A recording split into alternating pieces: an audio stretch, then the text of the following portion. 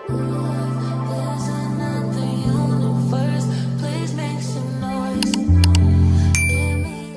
guys, welcome to my first video, and surprisingly my first video is going to be about going on exchange at Bocconi. So yeah, I kind of just want to give people a rundown on just what it's like to study on exchange at Bocconi, what an exam's like, how to get housing, and just little bits about like expenses and tips, advice, you know, like the main things, the things that you like actually want to know. I had to get my laptop because I did not want to forget anything and I can't get everything off the top of my head. If you are new to my channel, my name is Zyra. I am doing a exchange at Bocconi for the whole year. If you are doing a semester or a year, then you should watch this whole video. I hope you find it helpful. And yeah, by the way, I am from the UK, which is why I'm doing a whole year. So I'm basically doing 2 semesters, so I'm basically a pro at this. I don't know if I could say I'm a pro, but I've done it last semester. I'm here on my 2nd semester doing it again. So these are the things that I would say are important, or I think you should know before coming to Bocconi if you are going on exchange. Okay, I'm gonna talk about housing first. If you know Bocconi, they have housing that is provided by Aparto. Aparto is British owned, so I know how they work. I'm not at Aparto, but I know how they work. They do work similar to UK private accommodation. So with Aparto, I think your room, so you rent out a room, I think it's between 900 and 1k depending on the room that you have. And it comes with a games area, gym, cinema room, stuff like that. You have to pay for laundry. I don't know how much it is. I think maybe €2 or €3 for a wash and a dry separately. But you do need to equip yourself with kitchen stuff, so your cutlery, utensils, and also your bedding, because it doesn't come with the place itself. Whereas I booked my room through Spotahome. Shout out to Sophia Sees the World on YouTube. She's the reason I booked through Spotahome. And there are like extra fees that come with Spotahome, but at least where I've rented out a room in an apartment, I didn't have to get any beddings, I didn't have to get kitchen stuff because it was like a house apartment thing.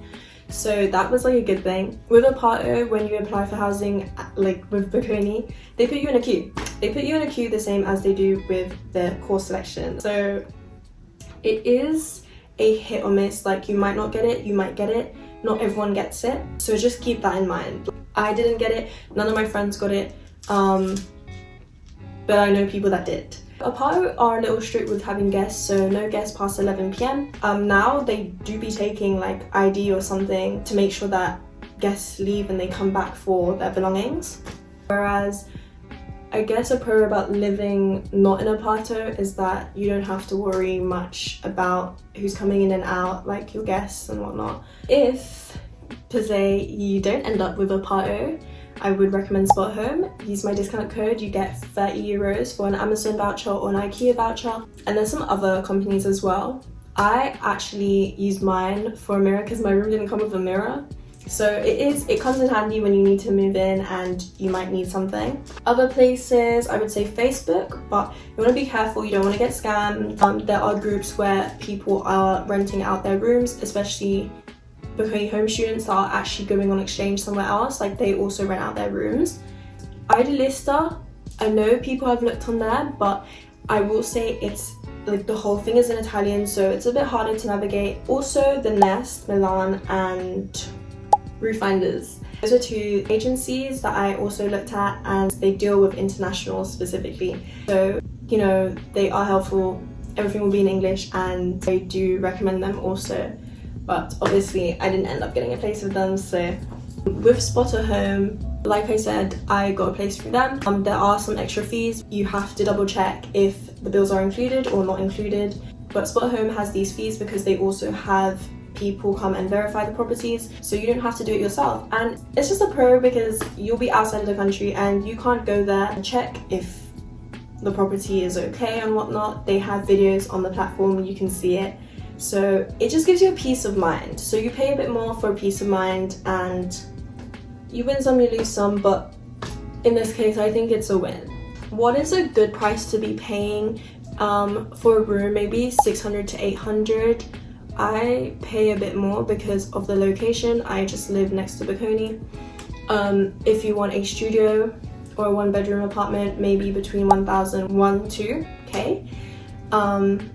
And you want to be staying in areas like Porta Romana, Navili, beside Bocconi, or somewhere between Centrale and Bocconi, not too far. Don't go anywhere south of Bocconi. You want to stay within the center. Stay within the center because everything, events and all of that will be over there.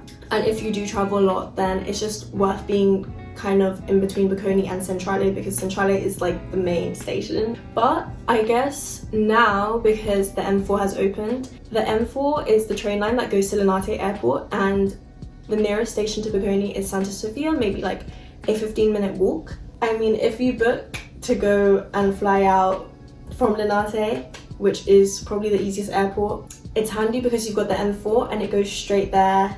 £2.20 for the metro, and you don't have to pay for no airport transfer. Obviously Malpensa and Bergamo are like further airports, so it's just convenient. Like, it's so convenient, you guys. I love Linate Airport. I'm gonna be so real. I'm gonna be so real.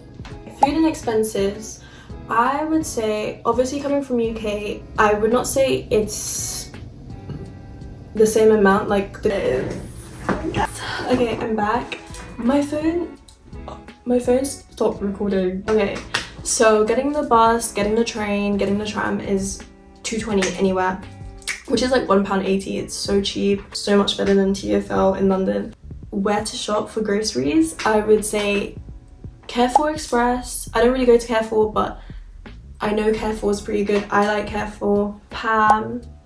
My favorite place is Esselunga. Like, if you can find a big Esselunga, that is like the best place to do a grocery shop. Like, the vegetables, the fruit is usually a lot more cheaper. The nearest store to Bocconi would be Conad. It's somewhat cheap, somewhat expensive. It just depends what you get. The two main places I shop at is Conad and Esselunga. Also, I would recommend going to the market. Like, you can check online every single day. There is a different market in a different location. On Tuesday and Saturdays in Viale Papiano, I don't know if that's how you say it. I think I'm butchering like the pronunciation. They have a market and I go there, and anything that I can't find at the market I go to Esselunga for, because it is literally, it's the market, and then the market is like, the stores are next to the Esselunga, so it's just handy. Like, I'll do all my groceries on either that Tuesday or Saturday. I can't believe my phone stopped recording. Like, what? They also have a Lidl here, but I don't think it's not as cheap as UK. I don't know what that's all about, but lower your expectations. Lower your expectations if you think Lidl is going to be that cheap. Like, it's still cheap, just not as cheap as I would say it usually is. Exams and courses. So all your courses will be in English, obviously. They will be a mixture of like home students, internationals, unless it's like an exchange only course, but for the most part, it will just be a mixture of students that are full-time at Bocconi. With the courses that you take, one thing that I don't like is that it could be a third-year course or it could be a first-year course. Like, you know, at your home uni, there's certain courses that you do in first year, second year, and third year. So with exchange students, you get to pick anything. Like, it's good, you get to pick anything, right? But at the same time, it's not good because last semester I took EU law. I've never taken EU law in my life, but everyone in there was third year students. And then obviously my lecturer was like, oh, like, you've done this before last semester, last year. I'm like, I wasn't here last semester, you know? So I did struggle a bit, and then I had another EU law course that I was planning to take this semester, which I am taking. And I was like to my friends, oh, like, I don't think I'm gonna take it because I really struggled, you know? And they're like, oh, that was the course that you're supposed to take in first year before the EU one. So it's easier. And they were the same amount of credits. They were like 9-10 credits each, which is quite a lot because most of the courses are like 6. And obviously I was taking 4 courses instead of 5 because of the large number of credits that EU law was. But yeah, I think it's just something to keep in mind that some courses are harder, some courses are easier, but it's only because they just let you pick anything. Also with exams, it's all about like what you know. Like, quite literally what you know. If you've done A-levels, it's just like straight memorization. Like, back home, in my home uni, I don't have to memorize anything at all. I would say, because I do law, I don't know what it's like for other subjects, but because I do law, I don't memorize case law, I don't memorize legislation. Because I'm writing these long essays with like pure paragraphs and, you know, it might be like 3k words. It's not like that at Bocconi at all. You'll have like an hour to write like maybe small pure paragraphs, but it will be like 3 separate questions, like maybe 20 minutes on each question. Like, it's really about what you know. So you do have to memorize case law, you have to memorize legislation, but you're not writing like think pieces. Just learn it, quite literally, just learn it. So I don't know, it's a pro because you just have to learn it, but con in a sense that it's not really a strength of mine, if I'm being quite honest. Like, I do love doing long essay writing, and I'm not used to memorizing. I haven't memorized in a while. But yeah, there are, for some courses, partials, some courses there's only general exams. You don't have to sit the partials, you can just sit the general exams. A lot of the time the general exams are non-attending exams, so you can take a course as non-attending or attending. Obviously most exchange students, they take it as non-attending because they want to like travel, but like, I don't know, I don't think there's too much of a difference. Some people say that the non-attending is more textbook based. I don't think it's like that much different. Obviously, when it was my first time doing a partial exam, I failed the first partial, which meant I had to sit a general exam, which was the non-attending one anyways, even though I had attended for the whole course. But yeah, I honestly don't think any of it makes a difference. Every course has different requirements. Obviously, like, you just check it with your lecturer what the requirements are, because maybe you need 75% attendance to be classed as an attending student and sit the attending exam, but obviously it differs between each course. Also, if there's group work, join the group work. Everyone does the group work because it's probably the easiest thing you could do for yourself. Like, with the exams, you don't know what's in the exams, they don't tell you how to go about it, but group work, you kind of know what you're doing, so it's easy marks. I've had it in some courses where it's like it makes up 25% of my exam, so I think it's definitely worth doing. Also, when it comes to picking your courses, obviously ideally you don't want them to clash, but a lot of the time you can't avoid them clashing, which is why attending and non-attending also exists.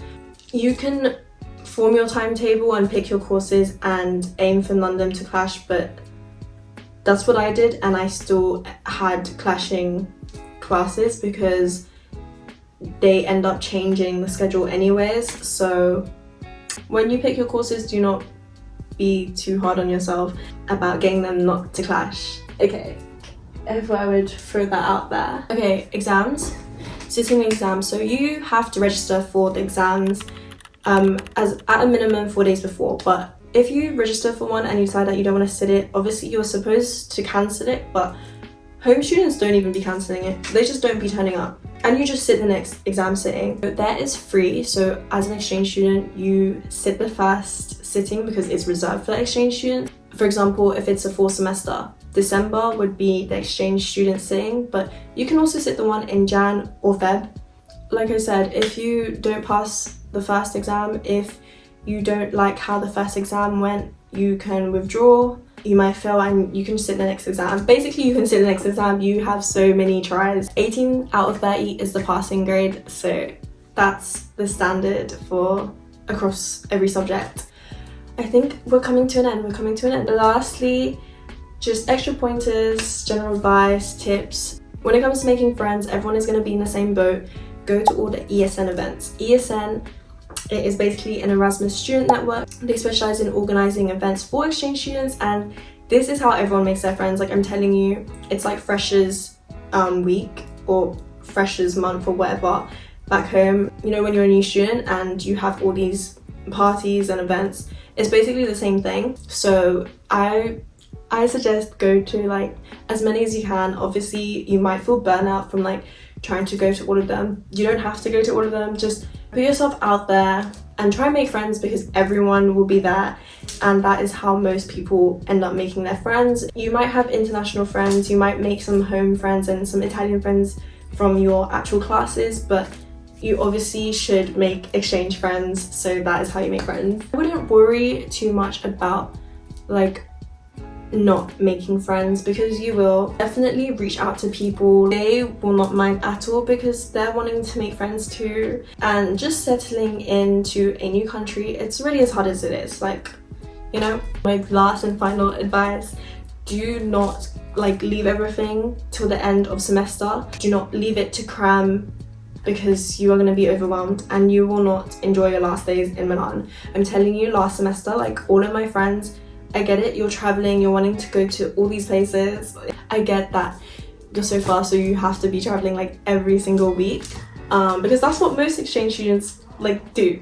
But definitely don't leave everything till last, because when it gets to finals and exams, you're going to be cramming. It kind of sucks because you sit exams and then you go back home. Like, yeah, you can't enjoy your last days in Milan. And I think that was like the worst part of like last semester. Like, I was a bit more chill because I was here for the whole, like I'm here for the whole year, so I didn't sit all of my exams in the exchange December sitting. I sat some in December, I sat some in Jan.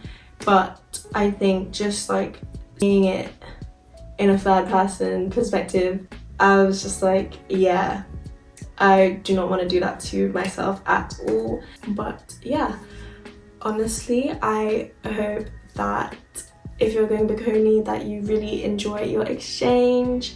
I have enjoyed it so far. I've got a couple months left and honestly, I'm so sad to be leaving.